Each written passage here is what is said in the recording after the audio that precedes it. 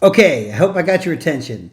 This is Dean Palumbi. My wife and I are the Palumbi team, and I really want to capture your attention because right now there's a lot of buzz. Buyers are holding off on buying because they want to wait for the interest rates to come down. Now, I understand the strategy. I really, really do. You're looking at a man that's 61 years old. My first house, I was 21 years old, and I bought when the interest rates were at 13.5% APR.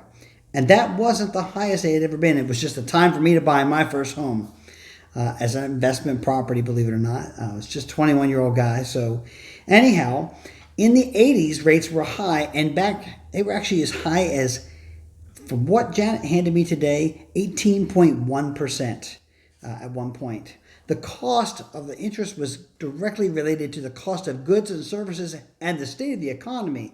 Now, if you're not paying attention, the state of the economy is not doing so well. And it may not be doing so well for another year or two. Depends on how long it takes to catch things up if they begin to correct.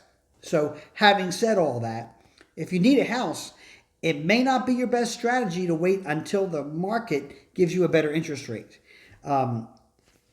It's a big deal. And to be honest with you, it's a very big deal for many, many people who are right now on the sidelines who need to buy instead of rent. Rents are getting high and hard to find.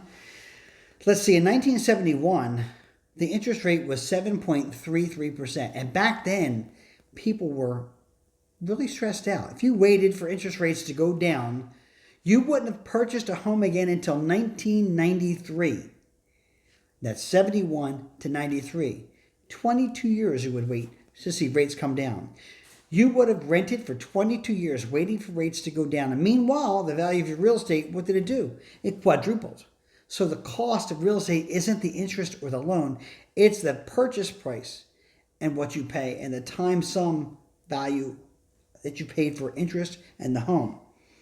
Let's remember that most people don't keep that mortgage for 30 years, right? Many of you have done a refinance, and you should stay put if you're at 3% and you don't have a need. But if your family dynamic changes, you're going to get top dollar out of a property you might have bought 5 years ago, even with a low rate. If you're buying a smaller home, 1,500 square foot, 3.2, versus your 3,200 square foot monster that'll bring a great dollar right now, it may still be a good time for you to consider, especially since you're sitting on a pile of equity that you're really not looking at. So it's great to talk about interest rate, but let's talk more about you, your personal goals. Let's sit down and have that conversation. What do you want to do? Does it make good financial sense? It's not just about the interest rate. It's about your personal situation. If you've got equity, your family dynamic has changed, and you think you just might benefit from a move, hey, if you won't, we're going to be the first people to tell you. Janet and I are going to be selling real estate this year, next year, and the year after, and the year after. We love it. Honestly, this is our retirement program. We're going to be selling real estate because we love it. So have that conversation with us. Let's talk about it. Don't just sit on the sidelines and watch real estate quadruple or do something crazy while rates don't come down. It just might be the situation. We really don't know.